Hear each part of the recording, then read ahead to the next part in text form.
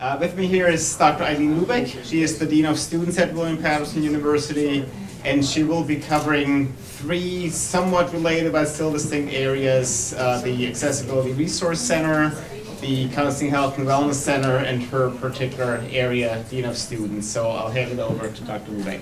Thank you. Hello, everyone. Good afternoon. So I am going to move through a couple of slides on each area, and then I will leave some time for questions. So feel free, but you can also interrupt as I go, which would be fine. So the Accessibility Resource Center is William Paterson's Office of Disability Support Services, also referred to as ARC. It's located in Spear Hall, and of course they have a web page there. The Accessibility Resource Center is the office that provides accommodations for students with disabilities. So this can be a learning disability, it can be a mental health problem, it can be a physical disability, it could be a temporary disability. So, for example, a student falls, breaks a wrist, can't write for the period of time that they've got their arm in a cast. So these are some of the, I would say, most frequent accommodations that a student would be offered. For those of you who may be new to higher education, the laws in higher education pertaining to providing accommodations are different than they are in K through 12. The most significant difference is that in K through 12, students have modifications sometimes. That is not the case in higher education. So we give accommodations to help them meet the same standards of the course as every other student. So students who are interested in applying for accommodations must self-disclose. So again, sometimes students erroneously believe that their high school records, IEPs, 504s, come along with them. They do not. And so students need to apply. There is an application found on the ARC website, and they will need to provide supporting documentation that outlines what the impact of the disability is on their academic work. So, it may be a mental health provider providing some documentation. It may be a copy of the IEP or 504 plan, something like that. All students who are registering with Accessibility Resource Center are offered a welcome meeting. It's an opportunity to sit down either in person or remotely and go over what the student believes their needs are, what the student believes the impact of the disability is, and then of course review the professional documentation that has come in as well. Then a notification is given to the student to let them know what accommodations they have qualified for. And if approved, students then log in through a portal and they ask for those letters to be sent directly to the faculty. So you will get them when a student is approved for some measure of accommodation, and those accommodations will be outlined. Yes? I'm sorry to interrupt so early. I have already gotten an email from one of my students who says that they have accessibility needs, and they want to meet with you. And is that part of what you suggest, or should it only be a letter from, or some sort of email communication from your center saying, hey, this student X needs X, Y, and Z? Right, so just to clarify, I want to make sure I understand what you're saying. The student reached out, has nothing from Accessibility Resource Center yet. They've just said directly they'd like to talk with you about their needs? Yeah, and I believe that they received instruction from your office and was like, oh yeah, you have to talk to your professor. Okay, so what we often do is tell the student, speak to your professor about the specifics of how these accommodations will apply in the particular classroom, right? Because depending on the types of assignments that you'll give, the assessments, however they're utilized in class, there may be some differences. But that must be accompanied by the official letter to say what the student is entitled to. So if you have not gotten that, then you should say to the student, please, we can certainly meet, but please make sure that you have Accessibility Resource Center send me your accommodation letter. And then you're sort of both starting out from the same page. So if you suspect, again, if a student discloses to you, I have a disability, therefore I need some accommodation, you would tell them how to find the registration link, encourage them to get registered if they have not already. If you suspect that a student has a disability, but they have not disclosed it to you, you may not ask if they have a disability. That is against the law. What you can do is you can have a conversation with the student and say, I'm concerned. I noticed that you're struggling with X, Y, and Z. You know, you seem to be having trouble understanding the instructions or completing exams in a timely manner or whatever the case may be. Let me make you aware of various resources that we have on campus to be able to support you. Those would include Accessibility Resource Center, Counseling, Health, and Wellness, the Tutoring Center, and so forth, so that you've given them the information needed. I also would recommend that you include information about Accessibility Resource Center on your course syllabus. There is on the Accessibility Resource Center page a sample syllabi statement that faculty members can use. You're welcome, of course, to create your own or amend as you see fit, but there is that to help you. Put it on your syllabus so that at the fore, it's right there, so students can see, and if they want to seek accommodations, they will know how to do that. If a student requests some accommodations, you cannot simply say no, but you would direct them to the Accessibility Resource Center. By law, we must engage in what they call an interactive process to talk to the student about what they feel they need, review any documentation they can provide, and make a decision. I want to say here, though, that sometimes there's a difference between accommodations with a little c and accommodations with a with a little a or accommodations with a capital A. Sometimes students will come up to you and will say, you know, I'm really behind, I had a lot going on, could I just have an extra day to finish that assignment? Well, you certainly have the ability to give that as faculty. And I will say later, as part of my conversation around well-being, that sometimes a little grace is a good thing. But be sure that you're only giving what you would be giving to every student. That should not be based on a disability, because that can be a very slippery slope.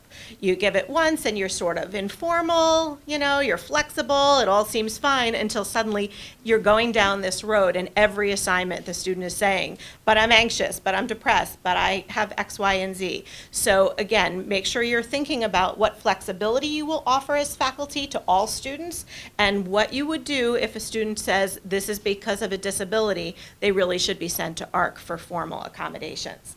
You, of course, should maintain confidentiality of a student. A student will share with you that they have a disability. They may not tell you what the disability is. That's fine. That's their prerogative, but they'll tell you what accommodations, or will tell you what accommodations they're entitled to, but you obviously would not share that information further. Also, I just encourage you to think about accessibility more broadly. So, you know, if you're showing videos or you're having an online class, I would use closed caption. I would activate that feature, for example, on Zoom. You know, those are things that can be helpful to anyone. And so I would just ask you to think about that a little bit more broadly. Again, I will leave time for questions at the end, but anything quickly about Accessibility Resource Center before I move on to counseling and health? Yes. Quick question, is that link available for the syllabus on the website? Yes. It is, thank you. Yes, on the Accessibility Resource Center page, there's a drop down and it says resources for faculty, and that's one of the things there. Thank you. Okay. Okay, so Counseling, Health, and Wellness Center. The Counseling, Health, and Wellness Center is located in Overlook South, which is one of our residence halls, but it is open for residents and commuters alike. There are phone numbers for health services and counseling services. And in a good minute, I'm going to point you to a key number that I want you to be aware of.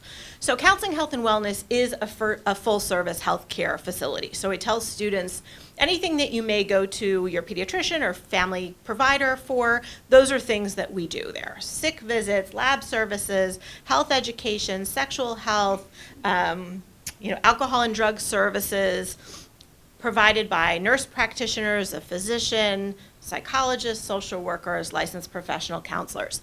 It is also a place where we consider it a training ground for undergraduate and graduate nursing students, athletic training students, psychology doctoral students who are getting some experience while they're in school. Offered to any registered student. So student can be registered for 1 class or 5 classes, does not matter. We provide, as I said, comprehensive medical care. We will, of course, need to refer out for specialty care. Student needs x-ray or, you know, I don't know, an endocrinologist, something like that, then we refer out. But primary care we do in-house. Counseling services mainly are provided via individual therapy. There's some group therapy. They do, they have an emergency on call. They provide triage appointments and case management. So I have the number here for counseling. It is available 24/7, 365. And I say that because I want students to know it, but I want faculty to know it as well. There are times perhaps that you may be sitting with a student that you're concerned about, and you can call up that number in the moment and say, I'm sitting with a student who's highly distressed. You know, would it be possible for somebody to speak to the student? And they will be able to do that. We do bill a third party for health visits when students have insurance. If they do not have insurance or they do not wish to provide their insurance, perhaps they're there for something they would not like their parents to know about. I'm sure you can imagine what those things might be. We give them service regardless. Again, faculty and staff should know that the service is available to provide consultation if you're concerned about a student, if you notice signs of depression, if a student discloses something concerning, you can call for a consultation yourself. We will be using the Navigate system. I don't know if you've had an opportunity to hear about that yet today, but in that system there are alerts that you can use, and if you sort of click on the alert for a wellness concern, then it does go to the administrators of that department and they will reach out to the student. However, that is not what you should do if a student says something that is emergent. So if a student sends you an email that discloses suicidal thinking or is in your office and is so distressed that you're worried about sending them out on their own, that would not be a time to send an email. That would not be a time to put in an alert that somebody will see the next business day. That is why I want you to always know about the availability of the emergency on call.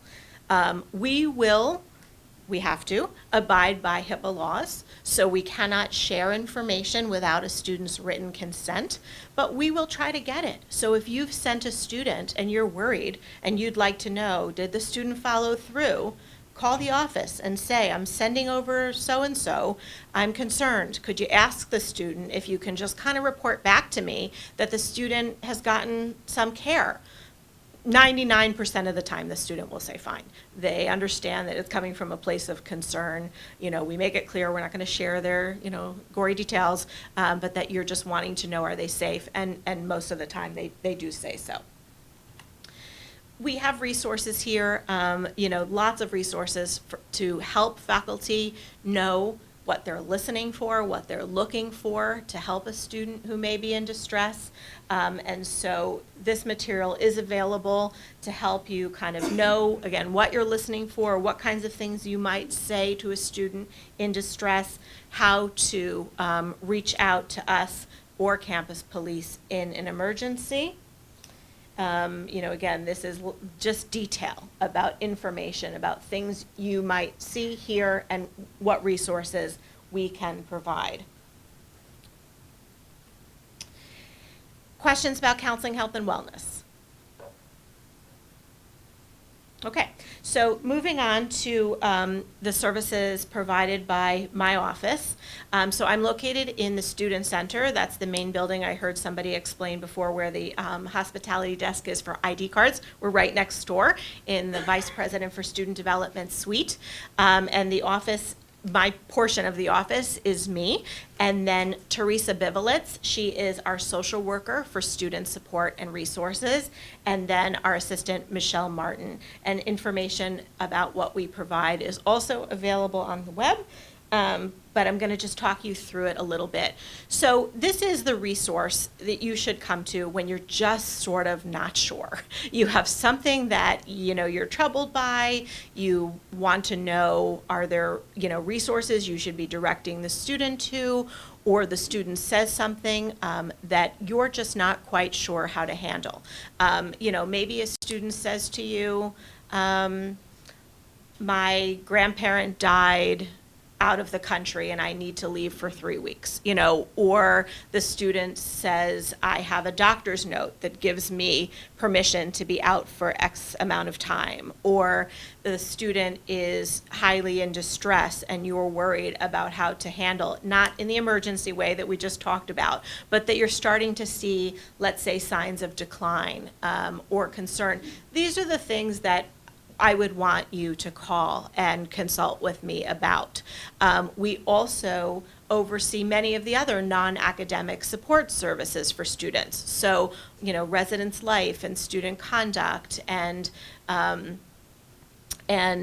you know, the other areas like campus activities are all within our purview. And so we interact with students in a lot of different ways and can often just kind of point you in the right direction or talk to you about what the right direction may be if it's not with us. We also offer a social worker, as I mentioned, because more and more students are experiencing basic needs insecurity, so food insecurity, housing insecurity, and we have a social worker who will work with them on those issues. We have an internal on-campus food pantry. We have emergency support funds that would give sort of a nominal amount of money if a student were having an immediate crisis and needed a couple of $100s to get them over the hump. You know, let's say their car is broken down and it's a $400 fix and they can't get to campus any other way. We have a process for vetting those and giving emergency resources. And all of those things are managed by our social worker for student support and resources. So her information and the resources that she provides are also on my website. And then lastly, I wanted to talk very briefly about the Student of Concern Committee. Student of Concern committees really became sort of the standard of best practice on university campuses following the tragedy that occurred at Virginia Tech. This is a long time ago already, but since then, campuses have really become much more skilled at partnering with people from all over the university when a student concern arises so that we can make sure we're talking to one another, we have a plan in place to support the student. And so I chair that committee. The associate deans that you've met here today are members of the committee, and there's a membership from campus police and residence life and our social worker and our counseling staff, because we know that students are sometimes struggling, and maybe somebody sees problematic behavior in a residence hall, or you see problematic behavior or something that concerns you in class.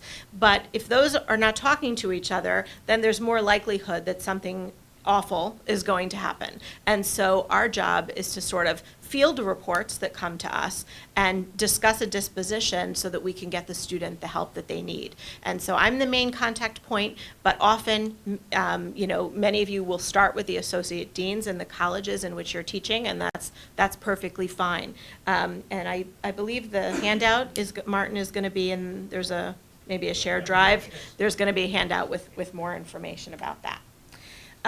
Again, student well-being has to be a critical focus. I wish it were not the case, but the reality is, we have all seen significant increases in anxiety and depression, in, again, basic needs insecurity, all true before COVID and made so much worse by the pandemic. Students are really struggling, their families are really struggling, and so I just ask faculty, because you're the ones sort of with your eyes and ears out there every day with the students, to be attentive to those kinds of things.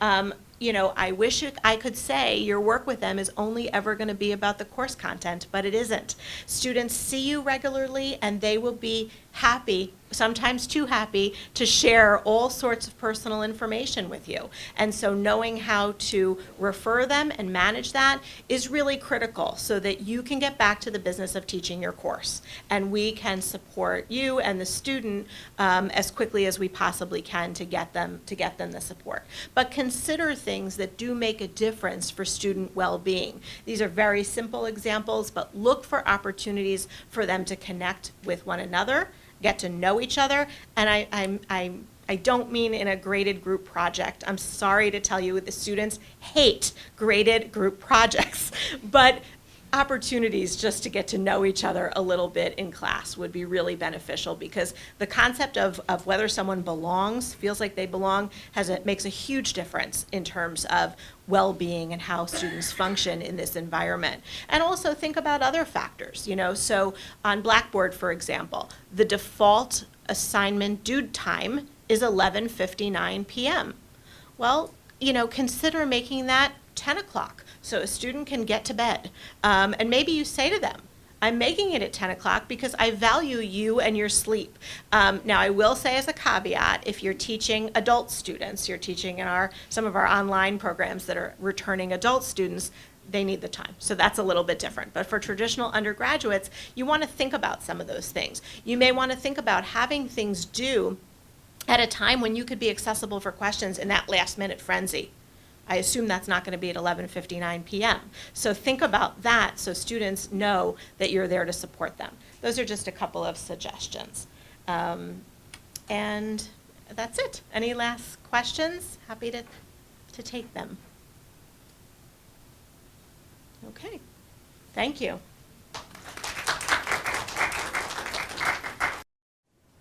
All right. Hello, everyone. My name is Mel Zeleke. I'm the Associate Dean, well, the interim part, take it out. I'm Associate Dean of College of Science and Health.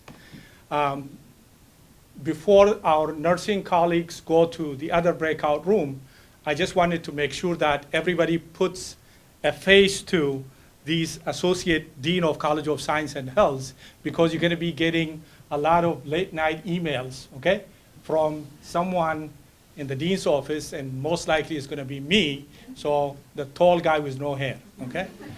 So I just wanted you to, you know, put a face into that before you go to your room. The nursing department, they have unique policies because of the clinicals and so on and so on. So we're going to be sending them off with Dr. Horan to room 141. The rest of you will stay here with me, and we're going to spend the next 15, 20 minutes on academic affairs. Thank you. So if you guys can move up.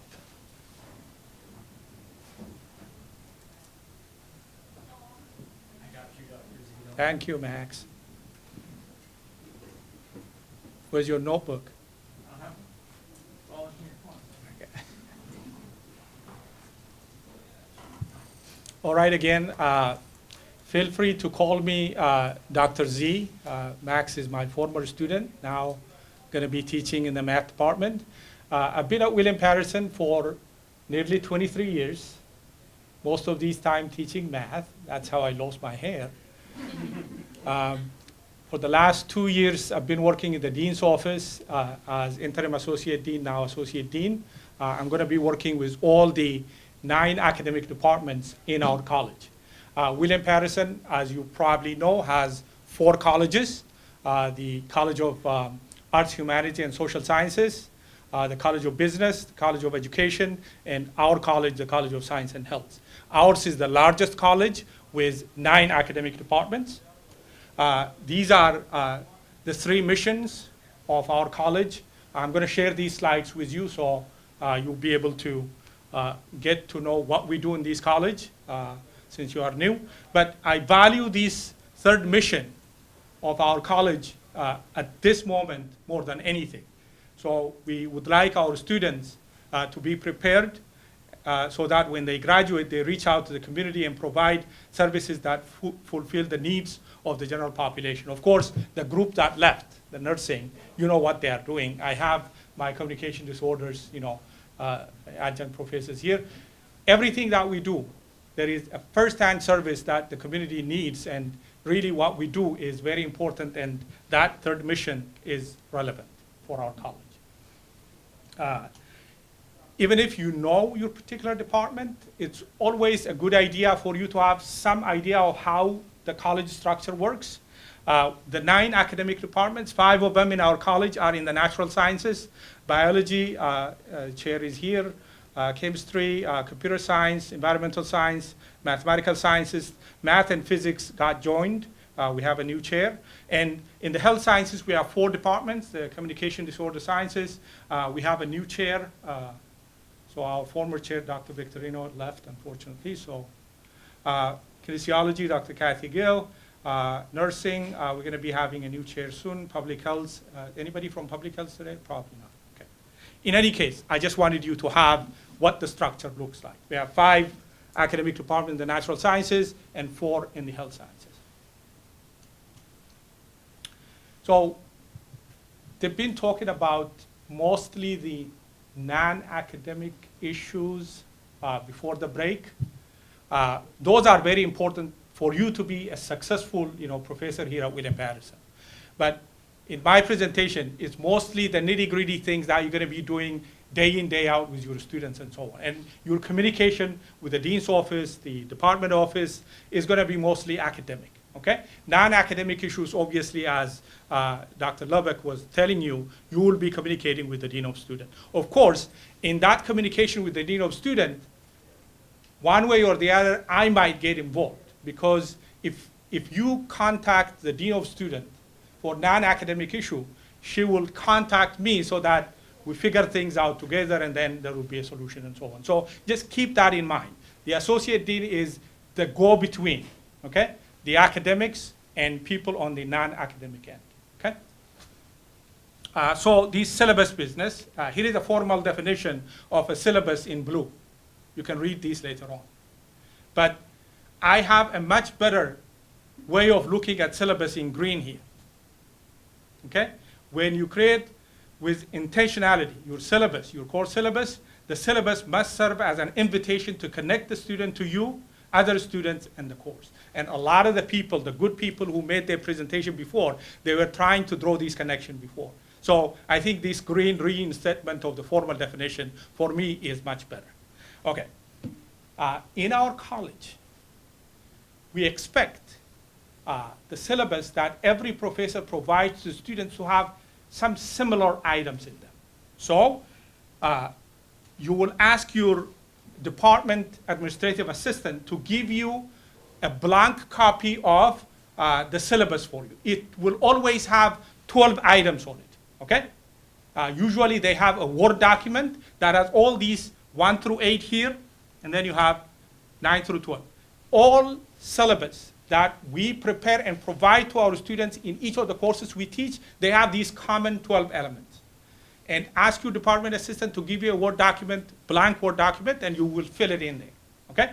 So once you fill out that, the items based on your own course, it's always a good idea for you to give that to your chairperson or the course coordinator who's going to be working with you, so that they can look at it and give you a feedback, okay?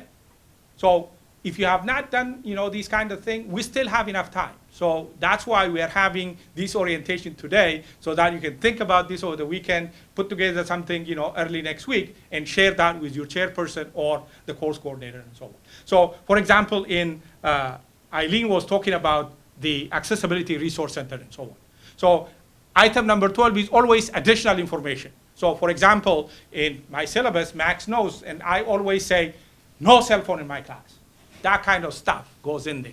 But of course, the most important thing these days is information that students need that you can cut and paste from different websites. They all go in here. So if you need assistance, the chairperson, the course coordinators, even in some departments, we encourage chairpersons to match new adjunct faculty with faculty mentors, okay? There are really good people whom you can talk to, so that you can look at their syllabus and fashion your own new syllabus based on what they have and so on.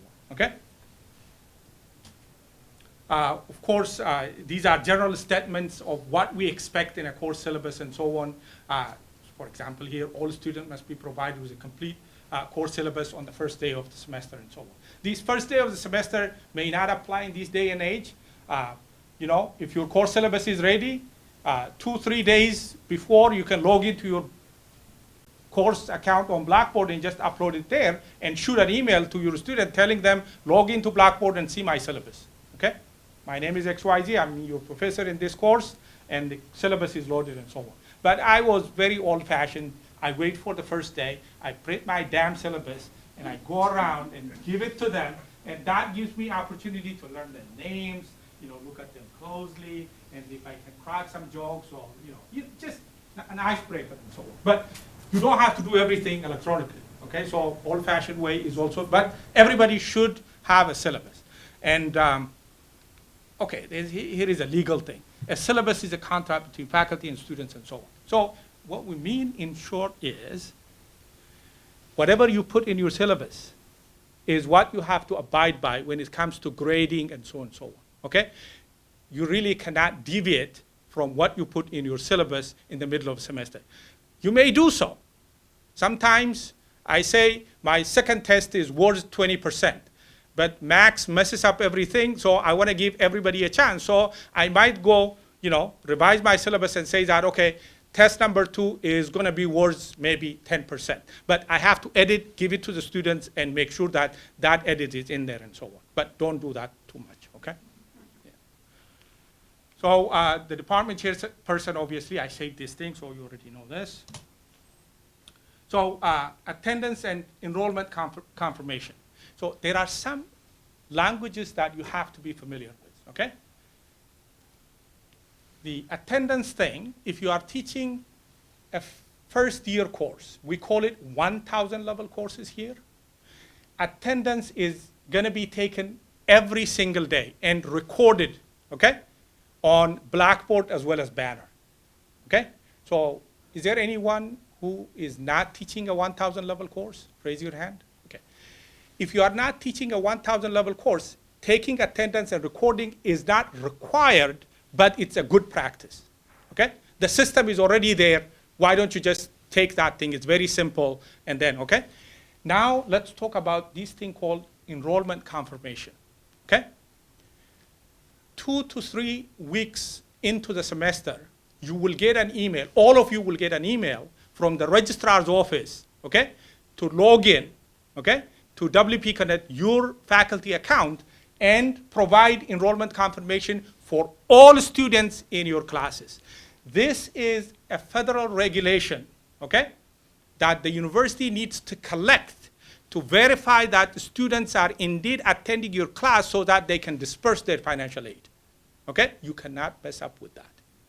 The students need to pay their tuition and enrollment confirmation. Please keep that in mind. That's different from your chairperson bugging you about attendance.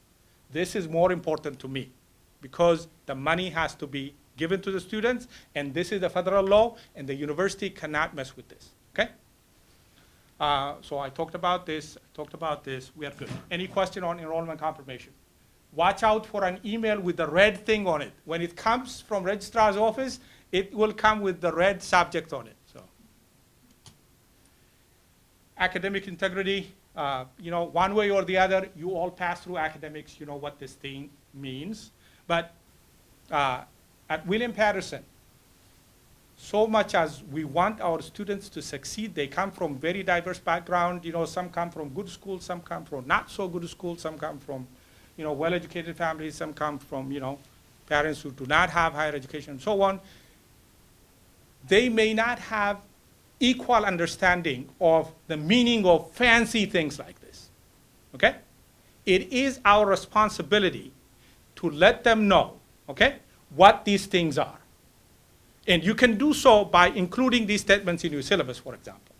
Or once in a while, talk about, the thing, if you are given an assignment, and the assignment is to be done at home, and you do not want them to do some things while they complete that assignment, be very specific. Put it in writing and give it to them. So if they violate that, there's going to be consequences, and the consequences are listed here.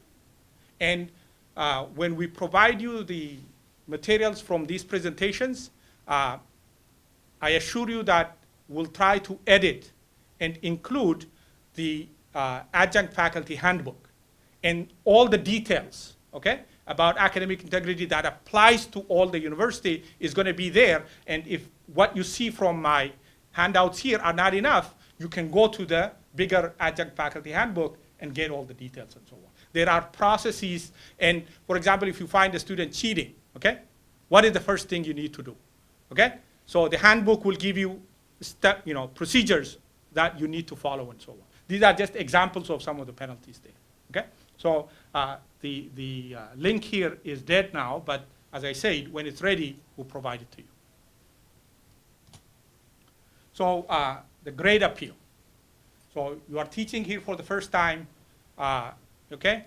And some of you will experience grade appeal at the end of the semester, okay? You give grades, you have 25 students in your class, you know, most of the time, not everyone is going to agree with the grade that you're going to be given, okay? This is a very common phenomenon. Don't panic when, you know, things happen.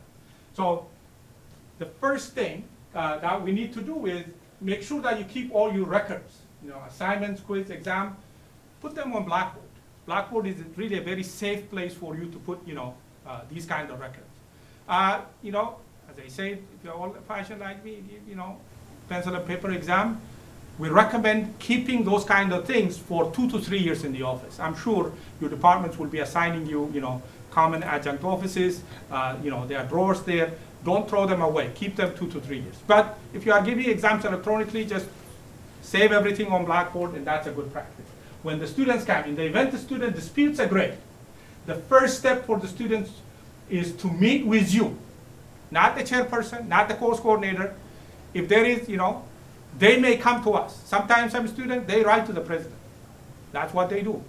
But the president will send it back, okay, to the dean's office, and then I will send it back to the chair, and the chair will send it back to you. So then you invite the student to come and meet with you. That's the first step. If the meeting between you and the student does not resolve this issue, okay, then you will advise the student to go talk to its chairperson, okay? And the chairperson will provide the student a form that outlines, okay, the grade appeal process, and ask the student to submit a formal grade appeal to the department in no more than 10 days. That's very important. It's somewhere in there. I don't know. Okay? So if they submit a formal grade appeal to the department,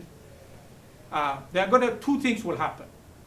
Either the chair will call you, okay, and discuss the situation so that it can be resolved that way. But if it doesn't resolve that way, then the chair will convene a meeting of the department's executive council, usually 3 to 5 people. They will ask you to submit, you know, all the materials and so on. They will go through that thing and so on and so on. Most of the time, if you have your evidence and you stand by, you know, your decision and so on, the committee, you know, will just uphold the grade. But if there are some reason, okay, for, you know, the committee not to uphold, then they may talk to you, and then it's going to go from there. But let's say a decision has been made at the department level, and the department committee says grade is not going to be changed, okay? The students have one more chance to appeal with the dean's office, and that's none of your headache, okay? You have already provided your materials to the department committee. The dean's office, when they convene, they will get the materials, okay? And I have never seen a faculty member being dragged into the dean's level and so on. And grade appeals end at the dean's level. Yes? Typically, you don't have the exam anymore. You hand it back to the student with their work. Yeah. So we wouldn't have the document to give back. Right? We would have the recorded grade. Yeah, what you need is, you know, whatever things that you have recorded. You know, on the first exam, if they got 61 out of 100, if you have given 5 assignments, what are the grade on the assignments? What does your syllabus say about the percentages and so on? That kind of thing is what you will provide to justify, okay? So you don't ask the student back for the test that might be... You know, let's say this was a dispute on a test score, okay? And remember, the first thing you do is you meet with the student, right? You can ask the student, okay, give me your test. What is it that you're complaining about? You can do that kind of thing. But they could change something on the test. Well, if you suspect that kind of thing, you have the right, okay? But it's your word again. It's tough. Yeah, you have the right to make copies and present that to the department committee. I have seen so many professors in my days as a chair, as a member of the executive council, where they bring in a copy and say that, look, his 6 looks like this on this paper, but look, I have another exam, the 6 looks different, so, you know, that kind of stuff. But we won't get into that. But I'm just giving you the steps. Meeting between you and the student, the first step. If that doesn't resolve, it goes to the department chair. The department chair usually will try to mediate. If that doesn't work, it goes to the executive council, and then it goes to the deans. That's all. Okay? Just keep your records. That's all you need. Okay, so this has some general information. Most of the stuff in here They already provided you about Blackboard. Oh, this is important. Have access to your class list all the time. The first week, that class list might get updated, but after add and drop ends, the list is solid. So do not allow anyone who is not registered in your class to attend your class. Okay? Please follow that thing. And then give at least one assessment. That could be a graded assignment, a quiz, a test, and return that grade before the end of the 4th week of the semester. So this is one of the new policies that we follow uniformly at William Paterson to have student success. So sometimes the students get lost because they don't know how they are doing. So in every course that you teach, whether it's 1000 level or whatever, we expect you to give one assessment, graded assignment, quiz, test, blah, blah, before the end of the 4th week and give it back to them. We have about 13, 14 weeks here, so you gotta do that. Use Navigate. This is what the all-starfish. Peer and student evaluations, okay? Your class will be evaluated by your students as well as one faculty member from your department, okay? The first semester. So work with your administrative assistant, that is the all department secretary, okay? They are responsible for making arrangement, and that has to take place between the 6th and the 12th week of the semester, okay? I'm gonna share these slides, you know the rules and so on, okay? Final exam. We used to have a 1-week window to give exams, but over the last few years, the university has changed its calendar. I don't know why. Now we do not have the so-called final exam week. Final exams are given during the last semester of the week. For the fall 2022, that is between December 4 and 10. So you're gonna look at your class schedule and you will decide when you wanna give your final exam, if you are giving one, okay, on that. In math, we have 4 credit courses. My math final exam usually is, how long? Long. 2.5 to 3 hours long. So I cannot do it in one class time. So what we do with this, new schedule is you can break it up into 2, okay? So you can give a part of your exam on Tuesday and then the leftover on Thursday if you teach on Tuesday, Thursday, and so on, okay? But you come up with clever ways of probably doing it in one day, whatever it is, okay? But it's gonna be given on the final, okay? Snow emergency, blah, blah. Provide your cell phone number, I guess when you did the HR thing. So all, announcements are gonna come, sometimes it's very annoying, but it's gonna come through your phone, so you will check.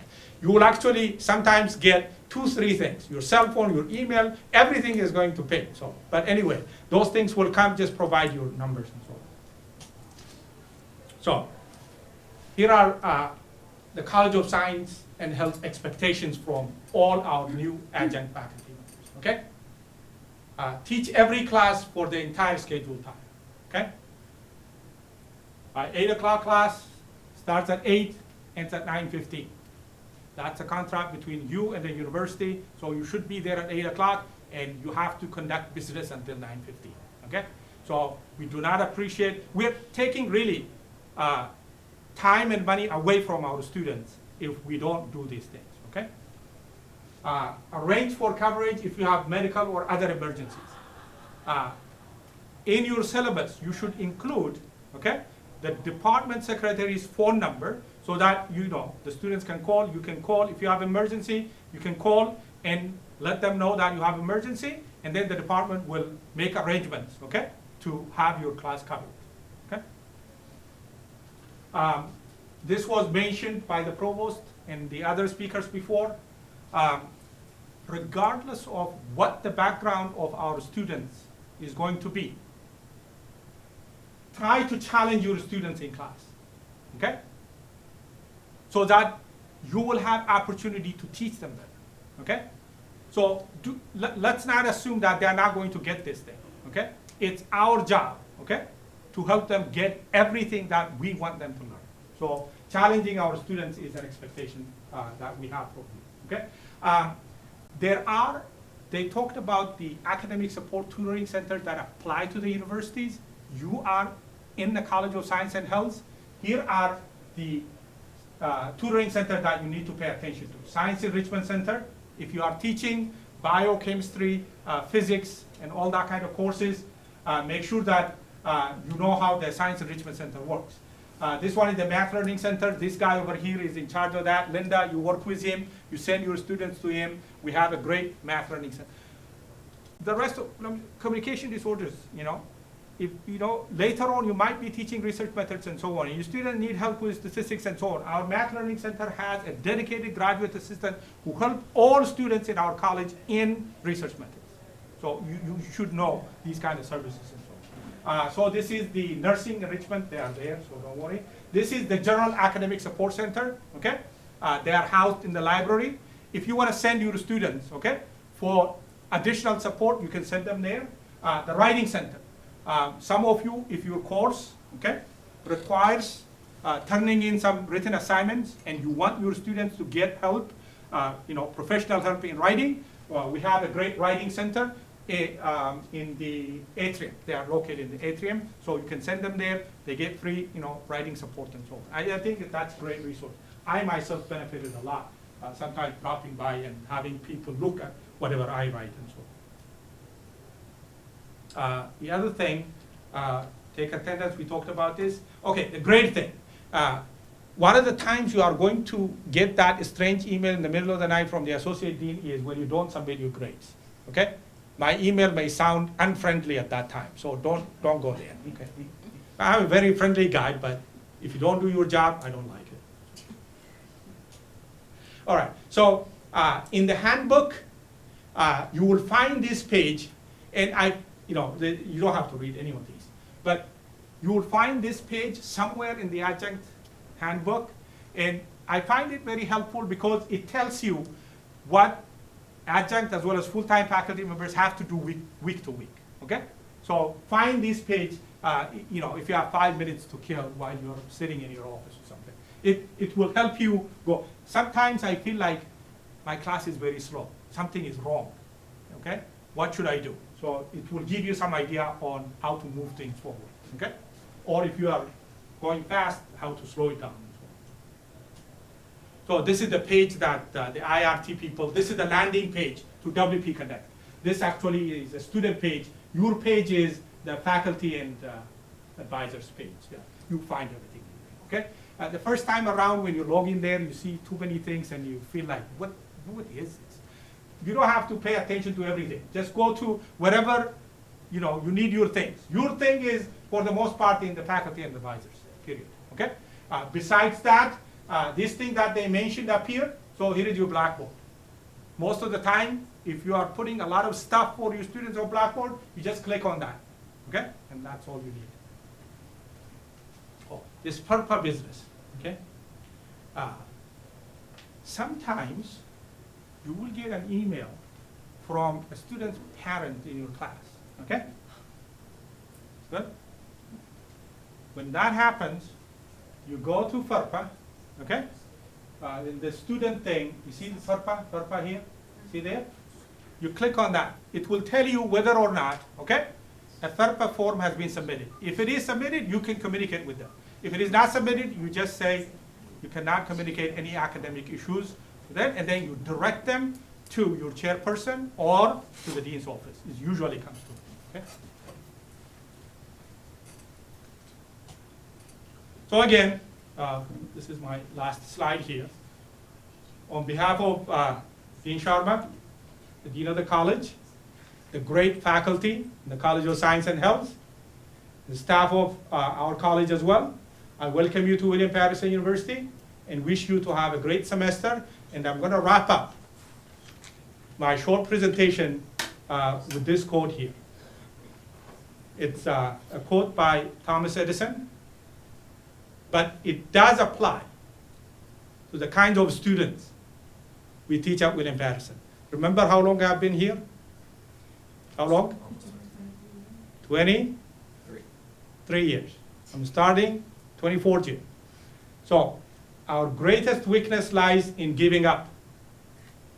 The most certain way to succeed is always to try just one more time. Remember, I teach math, okay? Everybody, except for Max or a few other people, come to class assuming that they're not going to get math. but I'm not that kind of person. I will do everything possible and keep trying, okay, without giving up until my students get it. At the end of the day, the kind of students you will encounter at William Paterson, when you do that, they remember it for life. So please never give up on our students, and if you try one more time, you will never know what's going to happen. Again, here is my email address. If you have anything on your mind, it could be, why is my classroom locked? And you don't know who to send the email to, just send it to me. And I will try to take care of it in as much as possible within that day or the next day. But any question, just email it to me. I know the union people are here. They're going to take over when the other groups come in, but I can steal a minute from them and take one or two questions. Only if you tell them how wonderful we are. Thank you. You are great. Any question? For the peer evaluation and the student evaluation, does the school organize that for you? Yes, the administrative assistant in your department, in your case, Kathy Grabowski, she will coordinate, she will schedule, and she will send out email, okay? So that you know when it's going to take place, okay? Any other question?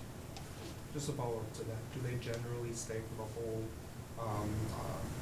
class, or do they just kind of look at part of it? Usually the student evaluation is like the first 10-15 minutes or the last 10-15 minutes of. Oh, no, I mean the peers, so when the other professor, is that what you're talking about, like another professor comes in? Oh, yeah, usually if the peer, if a professor comes to do a peer evaluation, the expectation is they have to be there for the entire class time. Okay. But of course, there are some slackers.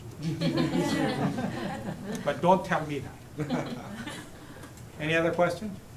But the students, you give them the first 10-15 minutes or the last 10-15 minutes. You make that decision and you tell the department secretary, whoever is going to be coming to conduct the student evaluation, you don't do it.